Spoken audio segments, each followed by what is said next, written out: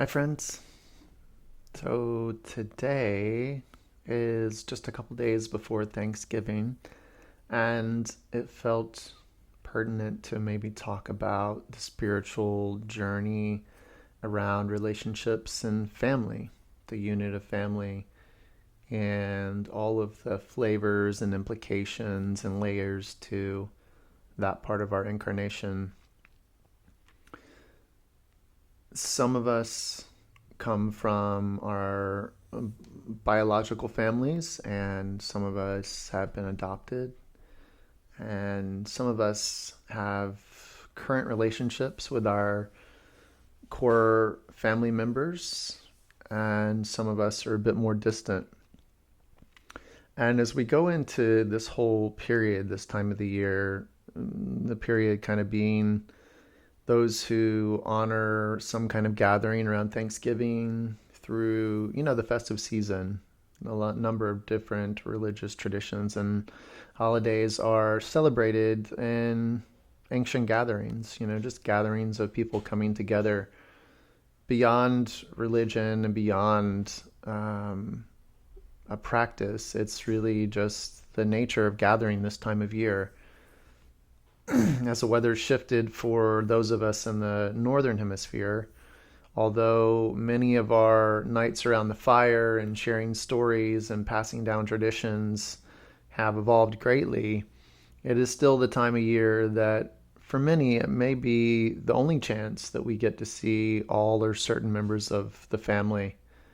And so it is still that ancient ritual of gathering, of taking time to spend time in the physical world in person, sitting at a table of some form or fashion, and sharing and receiving and updating, sharing the gifts of food and dishes, and sometimes sharing gifts of varying forms, but most importantly for the spiritual journey, just being in and sharing our presence, our existence, our truthfulness, our authenticity. And these are all opportunities for growth and learning and the giving and receiving of wisdom, giving us a chance to transform. Many of us have experiences that are beyond the unit of our family over a 365-day period. We kind of go out into the world, and relationships, they come and they go, but we have experiences. Our work, it comes and it goes, but we've had experiences. Death, dying, suffering, joy, celebration, all of those things have come in and out of life in some form or fashion. In 365 days, we've gotten to experience all of those things. And again, this is a time for us to get to bring and gather those experiences to share at some level of truth with those that we know, that we might care about, that we might love. So as you find yourself in any number of variety of situations to spend time with friends and family and loved ones, there's so many different ways that we can choose to experience the moments. And some of us will still be operating in the framework of tradition and obligation. That the driving impetus of gathering and being together is a storyline beyond the act of the gathering. It's a symbolic representation of something that for some people is an element they're striving toward or for because of how they were raised and their upbringing and their traditions. For other people, it is truly an act of guilt, of responsibility, but maybe in an unhealthy way. Like you go and you gather because you feel that you have a role that was taught or inherited, that you feel an obligation to fulfill. in a literal or metaphorical way. And so some can be the idea, the pursuit of a notion of the storybook, the story, the glossy magazine version of what a life might be held in your own mind is how you're perceiving how it's held in other people's minds. Again, it might be shame or guilt of what you have to do or what you should have done in the past. Therefore, you're trying to live up to a notion of something that has immense weight. It could be something that is truly religious, but maybe in onerous sense. Whether it's a certain type of gathering or a certain type of worship that doesn't necessarily ring true to your heart. But again, the impetus is some kind of responsibility, some kind of overtone of weight and relationship that you're responding to. For some, it will just be the expectation of family, Maybe you do or you don't enjoy it, but it's what the family does. This is our tradition. This is our ritual. So again, it's another form of, obligation, just like the historical family traditions, and continuing, perpetuating to do what's always been done, and some people finding virtue in that and importance in that. So all those could be what we would refer to maybe as different parts of a spiritual journey or a path. And one of the biggest parts of living with conscious awareness is to actually take a look at and observe things as they actually are. And oftentimes not with the intent to manipulate them, either in your favor or not, but simply the act of noticing. And noticing the external impetus and the external factors and relating those to your heart and your soul and what is your genuine reception of these forms or factors that are influencing you. But the place we start is we start awareness, and we start with a consciousness that is sovereign, meaning that we can see things as they are through our own eyes. We can feel into our own heart. There can be a connection between our own heart and our own mind to truly sense directionally who we are and what we're doing in relation to all these other storylines and all these other influences that are surrounding our own genuine experience. And we can say things like, well, I know I'm in control of my own thoughts and emotions, and I can only work on myself. And it tends to be that as we involve the factors of family, particularly biological family, or at least a family maybe that you've grown up with through the totality of your life, through all the developmental stages, that it really brings out some of the most advanced work. And when we say advanced work, yes, it can be translated as challenging, but the other way to receive that is that some of the greatest rewards, the true gold of realization of parts of the spiritual path, can only in some ways come through relation with family. And I know, speaking for myself and my own family, we are very much aware that we fall back into patterns and roles that we haven't touched or inhabited since childhood. But with the right combination and the right environment and the right factors, so many of those deep-seated patterns can come to the surface. And it's interesting, right? It's interesting how that can be received as a path of learning, or it can be received as a path of revulsion, like I'm just not going to be part of this. I'm not going to participate. I'm not going to be present. I'm not going to gather. And that's really the invitation that each of us have every year at this time of year.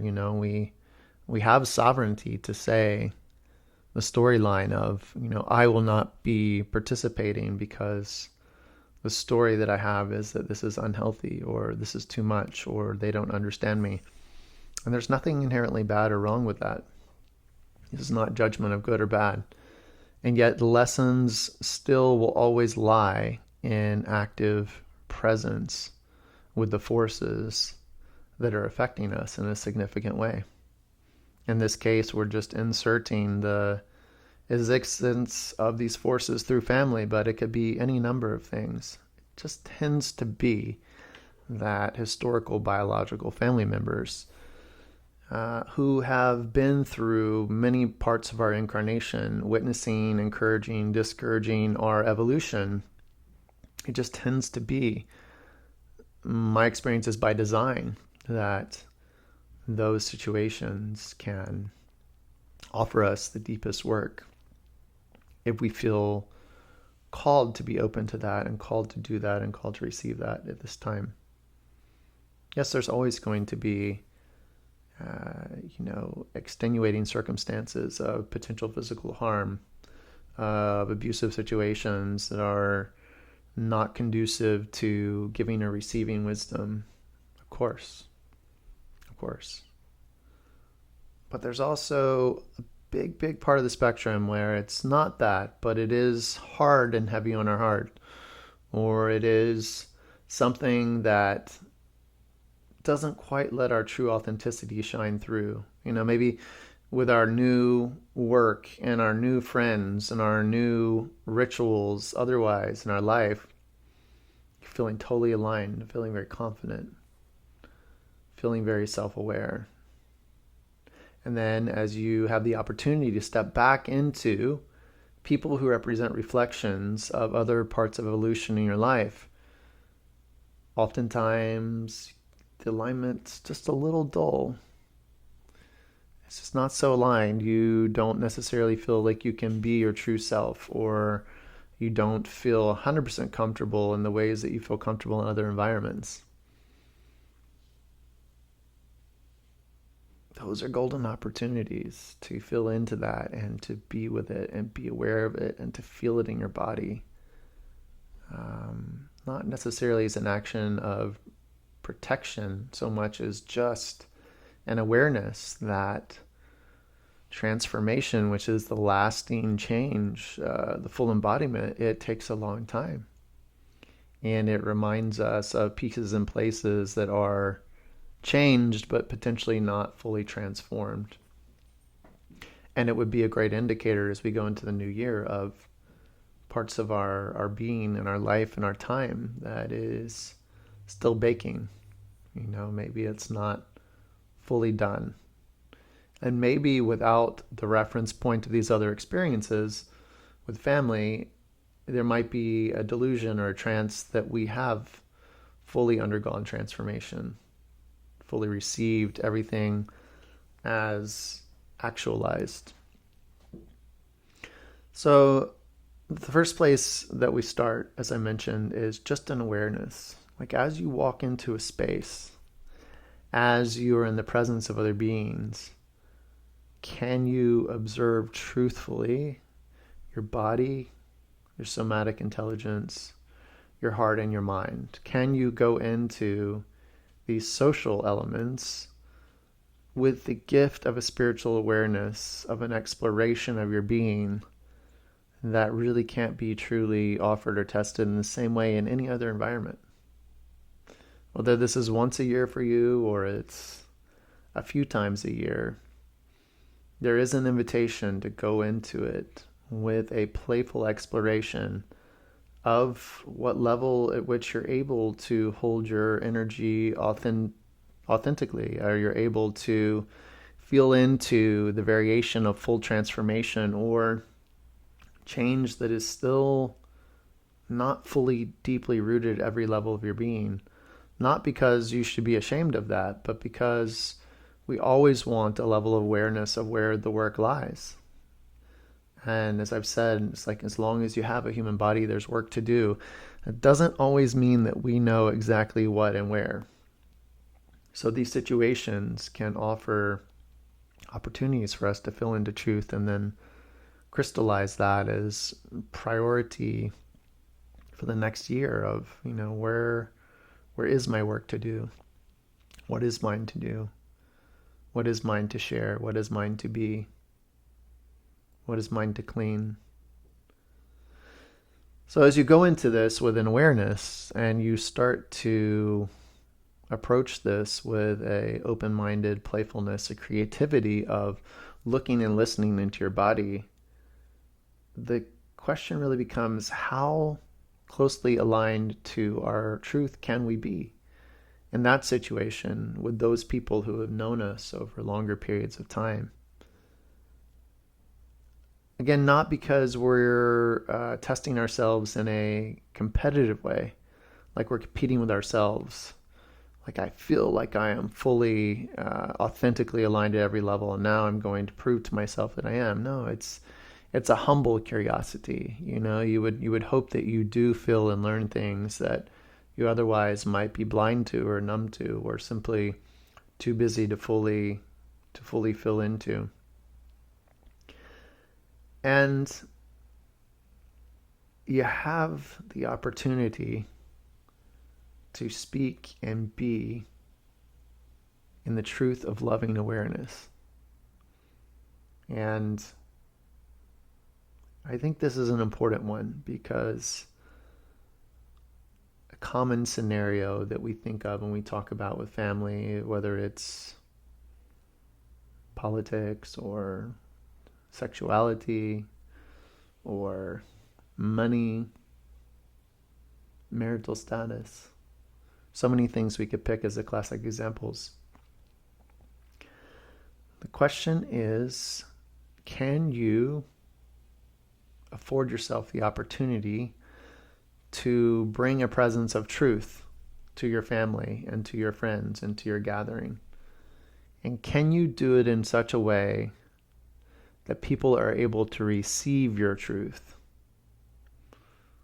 It's a very important distinction of allowing people to receive your truth versus fighting for your truth or forcing your truth upon other people. I think there's a really significant part of the spiritual path and spiritual health that allows your consciousness to be centered and clean just by being exactly what you are, with little to no pretense of the story that's attached to it. We're very much, especially with family, the filter of the story that they're going to receive and how they're going to receive the story. It's heightened, tends to be heightened even more than normal friends or acquaintances. Again, because of that historical value of them getting to see your evolution over time and knowing, again, the form and the factor through which you grew up. So any of us can wear a shirt. Any of us can have a political slogan. Any of us can, with great ferocity, sit across a table and demand that people know what it is that you're bringing. Could be anything. That is all irrelevant to how you allow yourself to be received in a oneness of understanding. So that to me is a subtlety about these opportunities and about this time, but incredibly important. Are you making yourself known? You are making yourself known, your position known, your feeling known, or are you being received?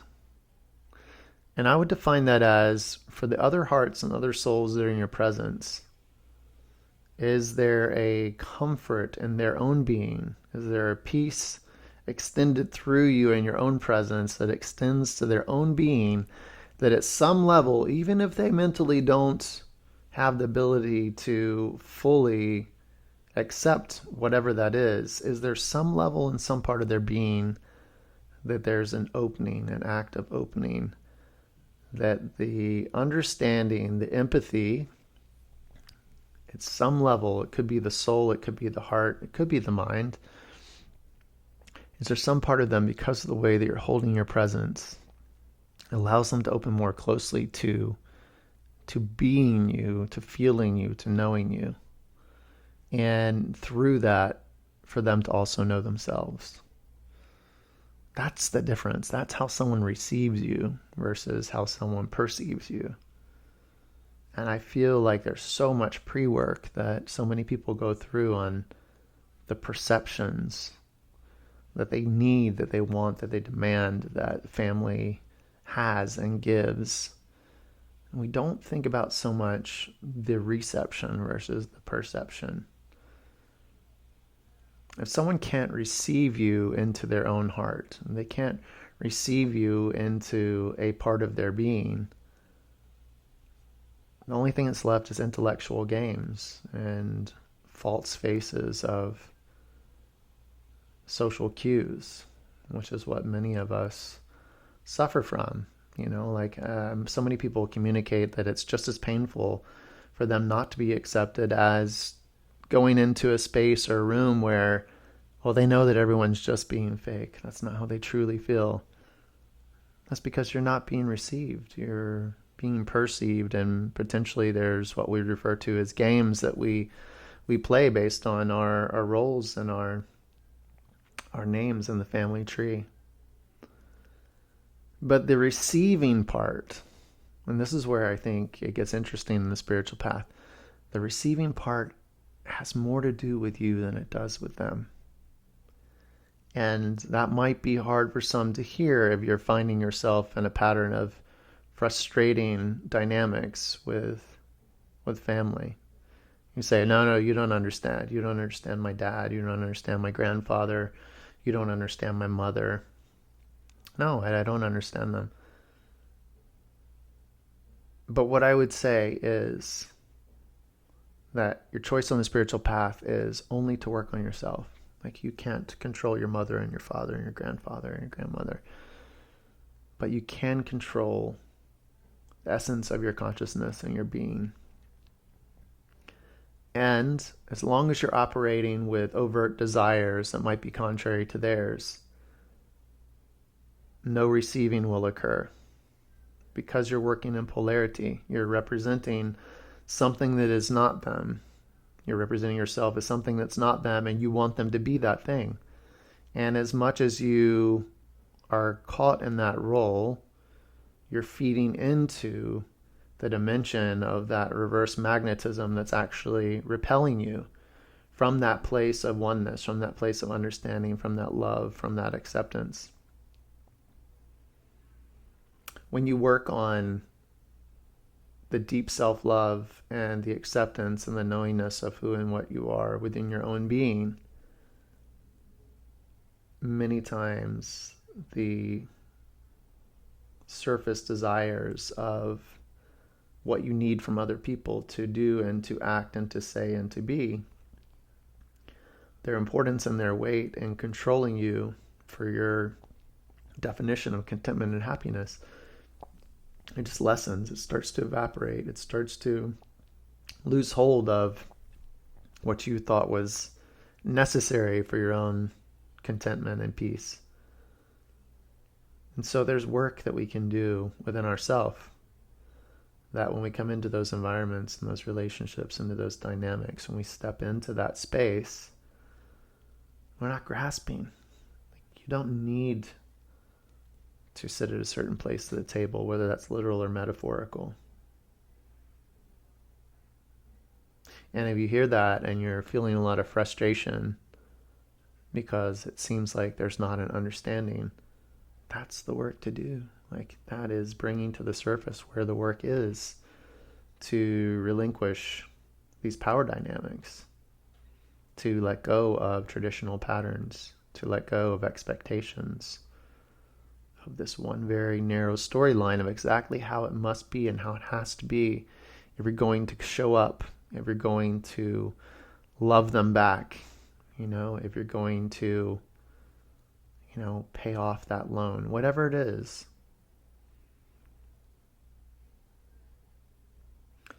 One of the beauties of getting to a deeper place of self-acceptance and self-love is the possibilities in and through which you receive contentment and love. They become limitless. They become limitless. You can start to feel love and acceptance from other humans beyond their thinking mind, beyond their glances. Beyond all of that, you can still receive a love.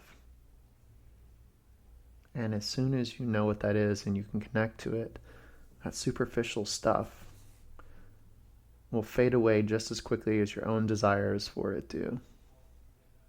As quickly as your own story fades away and crumbles about exactly how it has to be and the words that must be said and the way in which they must be said, so too does that thing crumble in the other person. There is a reciprocal nature between the boundaries and the barriers and the borders within you and within the other beings that you're seeking that acceptance from. So, this is that time of year. We get to decide. It takes courage to show up. It takes courage to allow yourself the opportunity to test aspects of your authenticity, to test the endurance of your unconditional love, to test your patience,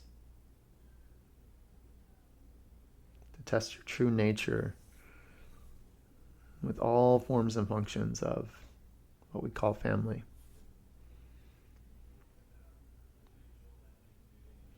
Interdependence is incredibly important. And as I've said before, it's one of the greatest aspects that's led to all of our modern ills. That we don't have a direct experience that's accessible to us every day, where I know that my well-being is definitively connected to your well-being. I know it because I can see it, because I can feel it on a daily basis. And I know that my ill will, my lack of health, my lack of happiness, my lack of contentment is directly connected to yours. And these small gatherings of family get to remind us of that in a very palpable, tangible, personal, emotional way. There's something that's really hard and very good for the soul to be in the presence of those that we love in real life, in the same room, sharing a meal. Something incredibly, incredibly potent about that opportunity. So the choice is yours. Use it as you're able. Again, as a tool, as an opportunity for your own spiritual path, your own growth of your soul. Receive this as master teachings and wisdom that really can't be received any other way. Really cannot. Come into the space, have an awareness, come with open curiosity. Stay connected to your breath, your thoughts, your feelings, your body and emotions, and just noticing. With a question in your mind of how can I be received in this space in the most truthful, authentic way possible. And for every person that will be different. But getting out of the game of perception versus reception, I think that's the key of this. Don't worry about the perceptions of other people's minds in your family. Don't worry about the matching up to a story or certain sets of attributes. Focus on your ability to be received in their heart, even if their words don't reflect that. Don't worry about that. Because you're not going to change words with words, and you're not going to change ideas with ideas. But you are going to change all those things with just a deeper connection of love within yourself that's felt within the other person. And be kind to yourself. Be gentle. Know that this is advanced work. And again, as beautiful as the opportunities are, the advanced work It's going to have lots of ebbs and flows and ups and downs, and intensity might be quite high sometimes. And just for receiving that, be grateful to yourself, be kind to yourself, be loving to yourself, give yourself spaciousness and self-care before and after. But try not to miss the opportunities, because although we can connect to beings in other ways beyond the body, there's something really important about occupying physical bodies in the presence of other people in your family and seeing what unfolds. So I wish you all the best on your gatherings of any form, any fashion, any place, any time, with those that you care about, and you can be more authentically and truthfully yourself. And remain focused on the love for yourself and your own authenticity. And just be aware of how everything around you is able to receive that or not. Look for those blocks. And then instead of only blaming the people around you, see what there is within your own heart that might shift or change or open a little more, just to allow them to receive you at any level. And that's a true gift. Oh, thank you for your time. As always, lots of love. Good luck.